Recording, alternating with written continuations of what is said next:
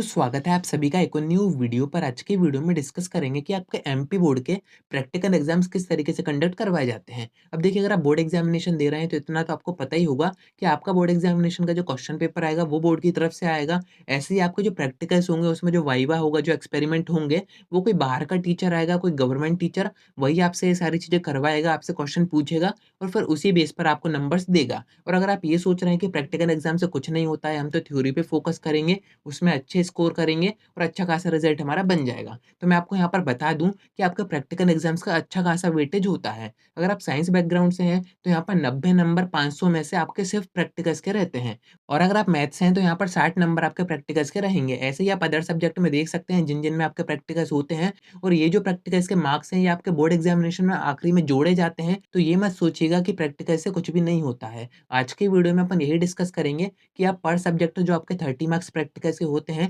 उनको आप पूरे ऑब्टेन कैसे कर सकते हैं बिना एक भी नंबर गँवाए। काफ़ी इंपॉर्टेंट ये वीडियो है, तो जो भी मैं आपको बता रहा हूँ उसको ध्यान से सुनिएगा। अभी मैं आपको वो चीज़ें बता रहा हूँ जैसा एमपी बोर्ड में होना चाहिए। उसके बाद वीडियो के एंड में मैं आपको बताऊँगा कि आखिर एमपी बोर्ड में कैसा होता है। और देखिए, काफ़ी ज़्यादा आसान है, आप 30 आउट ऑफ 30 मार्क्स ऑब्टेन कर सकते हैं प्रैक्टिकल्स में बिना किसी दिक्कत के। तो आइए सिस्टम को समझते हैं। देखिए, एमपी बोर्ड में जो प्रैक्टिकल्स होते हैं वो 30 मार्क्स के होते हैं और ये जो 30 मार्क्स है वो भी आपके 10-10 मार्क्स में डिवाइड होते हैं। अब इसमें 10 मार्क्स होते हैं आपके प्रोजेक्ट बुक्स के, यानी कि आपकी जो प्रैक्टिकल की बुक वगैरह आती है जिसमें कि आप प्रैक्टिकल्स वगैरह नोट करते हो, स्कूल से आपको बता दिया जाता है, आपको टिक करवा दिए जाते हैं। देखिए, उसी में से देख के पीछे के पीछे उसमें उतारना पड़ता है, आप में से कइयों ने किया भी होगा। 10th में साइंस में आपकी एक ही बुक आएगी, बाकी अगर आप 12th में हैं, साइंस बैकग्राउंड से हैं, फिजिक्स, केमिस्ट्री, आपकी बायो, इन तीनों सब्जेक्ट की आपकी डिफरेंट बुक्स आती हैं। तो आपको टिक करवा दिया जाता है और वही आपको सबमिट करनी पड़ती है। उसके बाद जो 10 मार्क्स होते हैं आपके, वो होते हैं आपके प्रैक्टिकल्स के, यानी कि जो एक्सपेरिमेंट आपने किया है, उसकी जो रीडिंग्स आई हैं, वो आपको उन प्रैक्टिकल्स में नोट करनी पड़ती हैं। जो एक्सपेरिमेंट करोगे उसकी जो रीडिंग आएँगी, वो आपको उस प्रैक्टिकल बुक में नोट करनी पड़ती हैं। तो ये हो गए आपके 20 नंबर फिक्स यहाँ पे, इनमें से कोई भी नंबर आपके कभी भी नहीं काटे जाते हैं। थर्ड जो आपके 10 मार्क्स रहते हैं, वो होते हैं आपके वाइवा के। अब वाइवा के दिन होता क्या है, आपने ये जो बुक बनाई है, ये आपकी वहाँ पर सबमिट हो जाती है।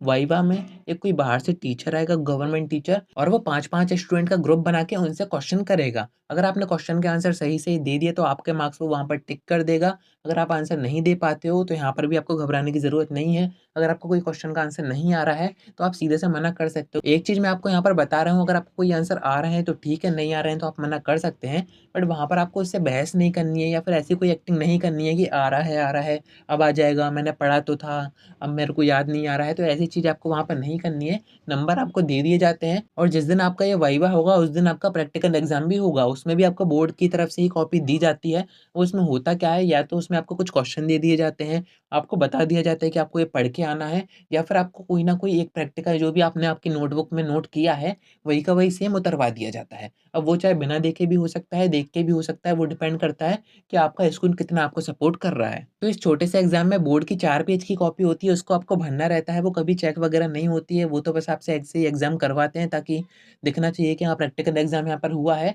थोड़े बहुत आपसे क्वेश्चन पूछे जाते हैं, ऐसा होना चाहिए। अब मैं आपको बता देता हूँ कि आखिर होता क्या है। जो टीचर आया है उसके पास भी इतना टाइम नहीं होता है, तो वो क्या करता है, 5-6 बच्चों से क्वेश्चन पूछता है और उसका काम यहाँ पर खत्म हो जाता है। अब ये सारी चीज़ें कहाँ पे आ जाती हैं, ये सारी चीज़ें आपके स्कूल के हाथ में आ जाती हैं और वैसे भी आपके जो प्रैक्टिकल्स के नंबर होते हैं, वो पूरे आपके स्कूल के ही हाथ में रहते हैं। अगर आपने आपके स्कूल के टीचर से बना के रखी है, अच्छी इमेज है आपकी, तो वैसे भी आपको पूरे नंबर दिए ही जाएँगे। और बाकी कोई इतनी बड़ी चीज़ नहीं होती है, प्रैक्टिकल एग्ज़ाम्स आपको अच्छे नंबर इसमें दिए जाते हैं। अगर आप प्राइवेट स्कूल से हैं, तो आपको अच्छे नंबर दिए ही जाएँगे, कोई भी यहाँ पर दिक्कत आपको नहीं आएगी। अगर 30 नंबर का है तो 25 से ऊपर तो हर एक बच्चे को उसमें दिए ही जाते हैं, उससे कम नहीं दिए जाते हैं। आज की वीडियो में इतना ही। अगर आपका अभी भी कोई डाउट रह गया है, आप कमेंट कर सकते हैं या फिर आप मुझसे इंस्टा पर डीएम करके भी बात कर सकते हैं।